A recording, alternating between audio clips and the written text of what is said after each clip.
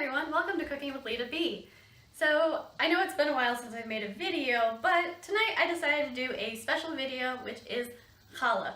So I have made challah 3 different ways. I've made it with just all-purpose flour, I've made it with just whole wheat flour, and I've also done it with a combination of all-purpose and whole wheat. So the version that I'm going to show you tonight is the combination of whole wheat and all-purpose flour. But before we get to that, let's go ahead and start with our first ingredient, which is yeast. So I'm going to take my small bowl here, and I'm going to go ahead and cut open our yeast packet.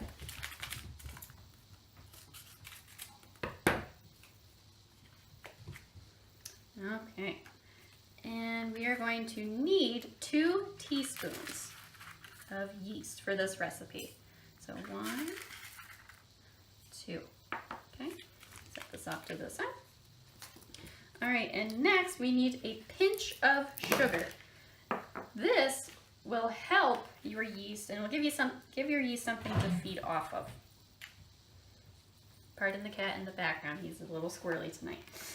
Now we are going to add our lukewarm water. You want to make sure that it's not too hot and not too cold. So it should be about like bath water. So I'm going to go ahead and add that to our yeast.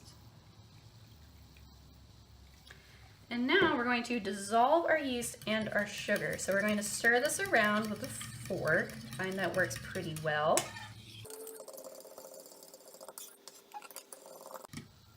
All right, and we will know that our yeast is ready to be added to our dry ingredients later when there is a thin, frothy foam on the top. So, made a little bit of a mess of my kitchen table. So this is going to take about 10 minutes to activate, so let's go ahead and move to the main event. So, our recipe calls for 4 cups of flour. It says 4 to 4.5. Now, the 4 cups, we're going to do 2 whole wheat and then 2 all-purpose flour. Now, the half cup comes into play later when we're doing the kneading process. So let's go ahead and start with our all-purpose.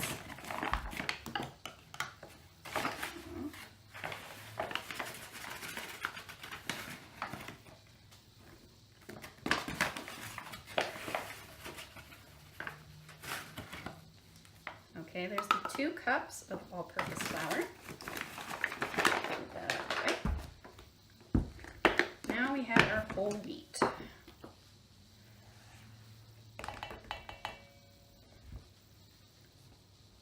Now the first time that I made this recipe, I used all-purpose flour for it. And when I did that, the challah turned out really light and really fluffy and flaky. Now if you want to have flaky, fluffy challah, then go ahead and do all-purpose flour.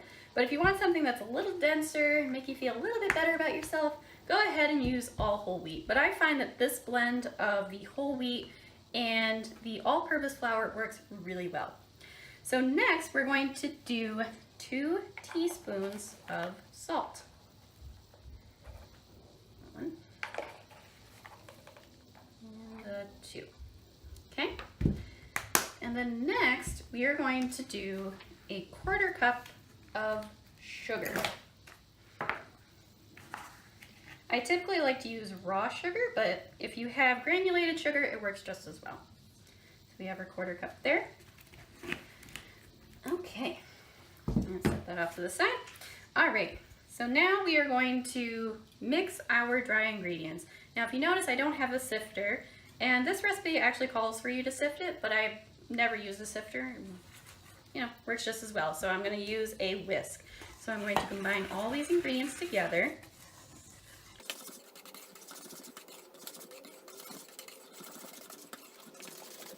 Okay, so that looks like it's pretty well incorporated. So next we are going to add our wet ingredients. Now typically what I do whenever I'm doing a recipe that has a lot of dry ingredients, I typically make a well in the center of it, so that way when I add the wet ingredients, I can gradually incorporate it into the dry ingredients. So to do that, I take my smallest measuring cup that I'm using for the recipe, why make another dish, and I take a little excavator action and I just go ahead and I dig up the sides to give it nice high walls. So, as you notice, I have 3 eggs here. I'm going to be using 2 whole eggs, and then I'm going to be using just the yolk of one of my eggs for the batter. Well, I'll show you how to separate the separate the egg yolks from the egg whites in a minute. So, 1 egg.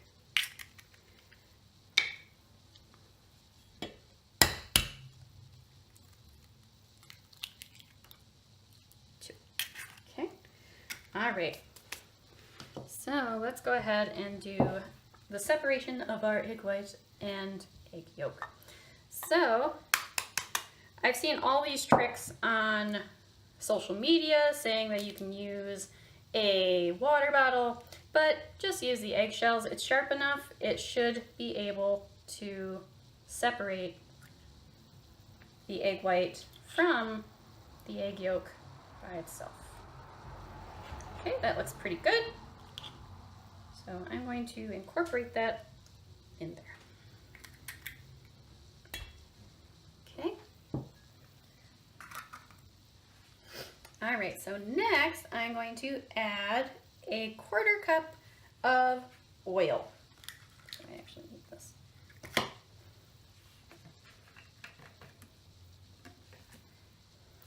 Now the recipe calls for vegetable oil, but I find that olive oil works just as well. And actually I use olive oil in a lot of my recipes, like chocolate chip cookies, use it as a butter substitute. I use it for my pancakes, once again, as a butter substitute. And I don't really notice much of a difference with using olive oil. All right, so now I'm going to make a slurry in the bottom before I start incorporating the dry ingredients.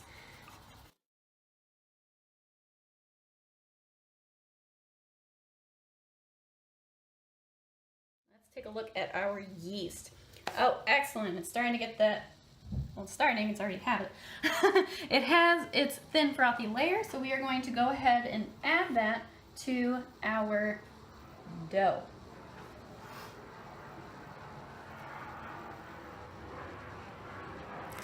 I love how the yeast smells. All right, so now we're going to mix the dry ingredients with the wet ingredients, and we're going to make a shaggy dough. So it's going to be kind of clumpy and kind of funky.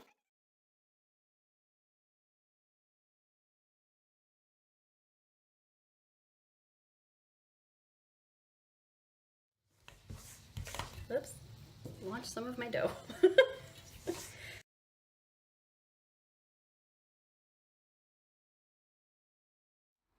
Okay, that looks pretty good. Gonna mix it a little bit with my hands to test it. Yeah, that's pretty shaggy. Okay. All right. So now comes the fun part. Now we are going to knead our dough.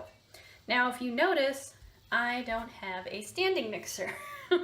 So, if you do have a standing mixer and you do not want to knead it by hand, you can go ahead and put this in your standing mixer, and you will knead it for about 8 minutes.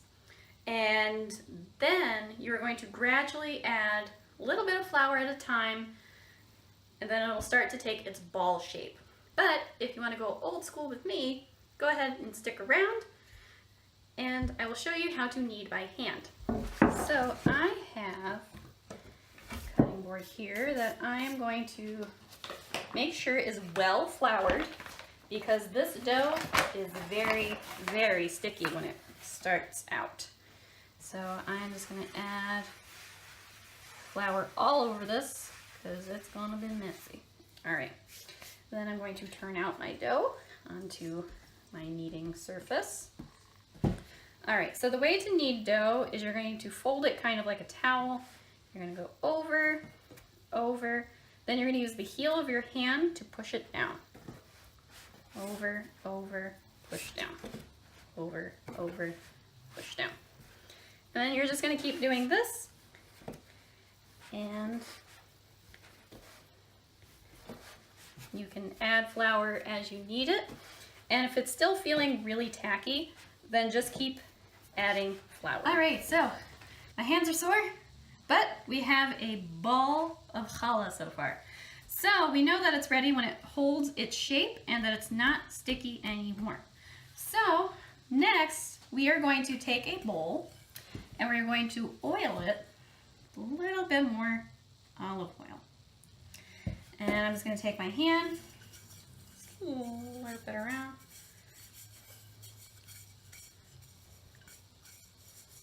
Okay, so that's pretty well oiled. So now we're going to take our ball of dough, we're going to put it in the bowl, and then I'm going to take a towel and drape it over. And this is going to sit in the bowl for 1.5 to 2 hours. So we'll see you in an hour and a half. All right, so we are back and our dough has risen. So before I show you what it looks like, I draped just a regular kitchen towel. I made sure it was nice and dry before I, let it rest for an hour and a half. And this is what it looks like. So it should double in size, and make sure you keep it in a spot that is warm and doesn't have any drafts. So we're going to go ahead and take this out. Ah, perfect. All right, we're gonna go ahead and punch this down. Okay, I'll use my towel to wipe off my hands a little bit. All right, so now we are going to break this into 3 sections. Well, it doesn't have to be perfectly even, but do the best that you can. All right, so I'm gonna set these off to the side. So now we are going to make these into ropes. So I'm going to just go ahead and roll them out just like here. And the other thing that I do, if I can't get it to roll out on the counter, is I will kind of stretch it out like this. Remember those Play-Doh snakes you used to make? That's pretty much what you're doing here.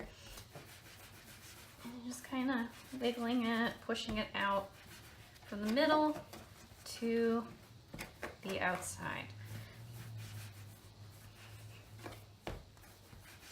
Move that knife. Safety first.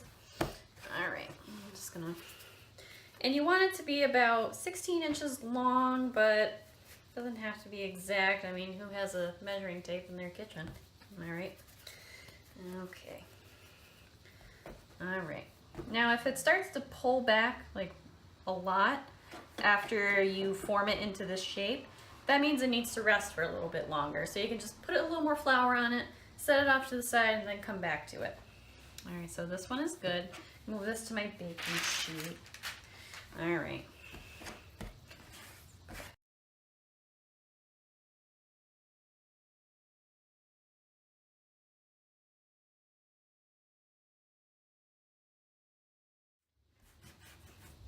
Okay, so now that we have our ropes, I'm going to go ahead and braid these. So what we typically do is we go ahead and I start with the one on the top and pinch it. And then just like you're braiding hair, I'm just gonna go up and over.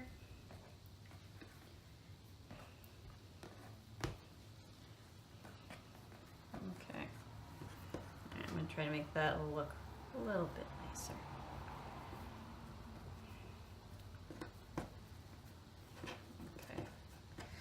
All right, so now we are going to move this over to our baking sheet, which is lined with parchment paper.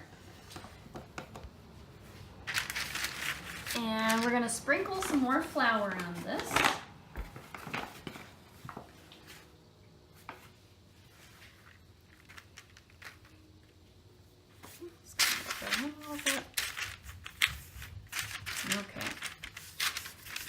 And then we're going to let this rise for another hour.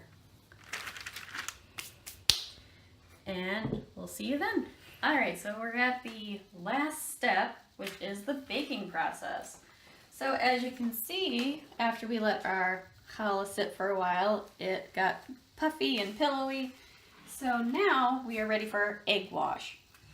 So before we put it in the oven, I took the egg white that we made earlier, and I added a tablespoon of water to it.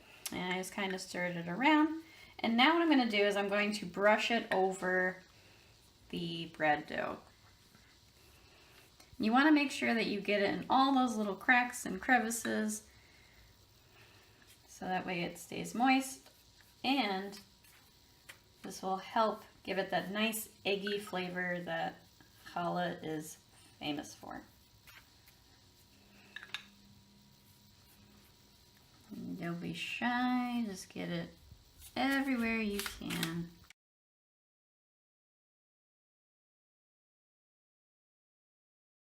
Alright, I think that looks pretty good. So next, this wasn't in the original recipe, but I decided to add it. I'm going to add sesame seeds on the top.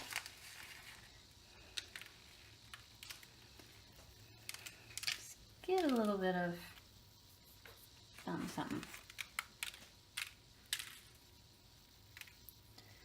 Okay, this is bad. Okay. Alright, so now that that is all set, my oven is preheated at 350 degrees. And now we're going to bake this for 30 minutes, but we're going to flip it, turn it around in the oven at the 15-minute mark. So let me just go ahead and open this.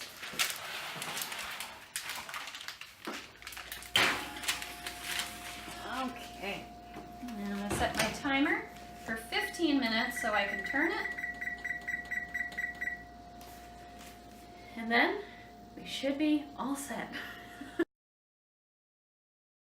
Alright, so our challah is ready, and it is absolutely beautiful. You know it's done when it has that nice golden brown on the outside. Alright, so I'm going to give this a few minutes to cool, and then I'm going to cut it. But that's pretty much how you make challah. So thank you for joining us, and be sure to like my Facebook page and follow me on my blog, which is senorita-lita.blogspot.com.